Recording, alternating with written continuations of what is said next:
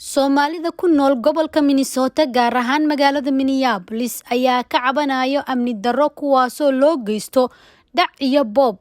Soomaalidan ayaa Nabad TV u sheegay in laga dhaco gawaarida moobilada isla markaana loo istaago jidka, taasi oo ah heerkii ugu sarreysay ee dhanka amniga ah. Kulan ay maanta ku qabteen bannaanka guryaha ay ka degan yihiin North Minneapolis ayaa waxaa kulankaasi ka soo qayb galay guddoomiyaha laga soo doorto degmadooda iyo AJ Cawid oo u tartamaya duqa magaalada Minneapolis, kuwaasi oo sheegay in ay wax ka qabanayaan cabashada Soomaalidan. Haddaba qaar ka mid ah Soomaalida ayaa sheegay dhibka iyo dhaca ay maalin kasta la kulmaan isla markaana aysan jirin wax gurmad ah oo ay ka heleen booliska marka ay wacaan.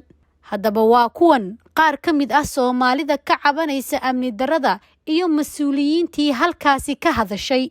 Raxma leedahay gurigan in badan baan deganaa. Dhibaatadan oo safety darrada ah hadda inagu bilaabantay ilaa 2020. Qofkii ugu horeeyay xaafadan gaari lagaga qaadanaha 3 o'clock anoo shaqo u socda halka lagaga qaaday. Marka ilmahaygu way arkayeen, aniga waxay igu qaadatay naxadinta aan naxay inaan recover noqdo like buildan baan ku soo naxayay waxaas. Marka safety-geena aad buu u xun yahay.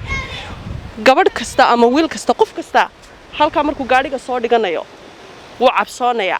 Safe ma nihin markaan gudaha soo galino, markasta anaga cabsoonayna soo galaa.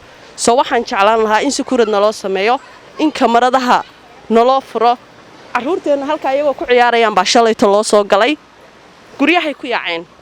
Marka hore sida u sheegtayba dhibaato kuma aanu qabin, laakiin intii hadda corona dhacay ayaa maxay ahaydey ba safety la'aantan ay noogu horeysaa ay noo timi guryaha. Laakiin problemka wax iska socdo waa waligood waan ku qabnay oo maxay ahaydey haddii aan la hadalno ma aqaana malaa waxay noo arkeen inaanan luqadii aanan garanayn iyo ma garanayna waxay sameynayaan xitaa lagaaga soo jawaabayo. Xitaa heer quarterskooda aan wacnay cid kaaga soo jawaabaysa ma jirto. Dadkan waa wada dulman yihiin.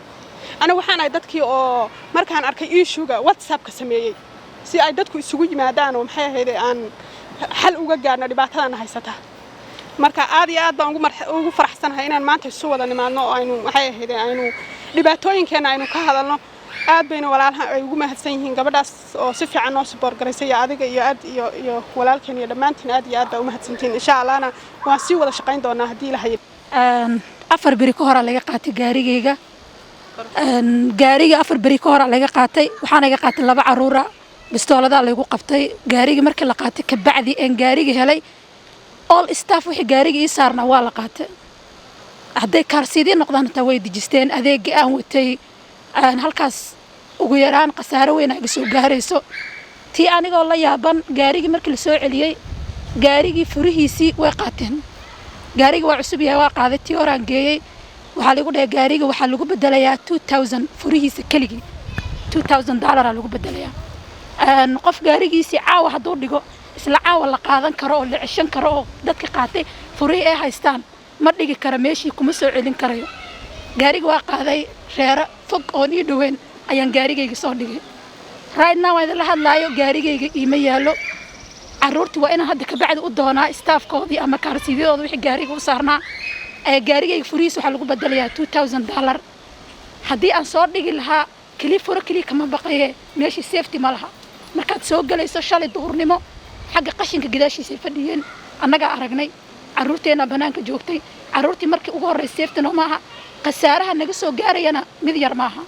kali markii $2,000 lagu bedelo gaarigaaga wixii staff saarnaa waxa ugu yar oo laga qaatay waa AD-ga guriga. AD-ga aan haystay. So my next steps is I'm going to get a meeting with your management. I want to understand from them why they feel like they can't meet your need. I'm going to see where they need to be pushed, and I'm going to see where they need support from the city, where the city needs to step up.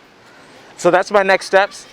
I'm going to reach back out, and you guys are going to see me back here, meeting with you in about 1 or 2 weeks to download all the information you have, to let you know everything that I've learned.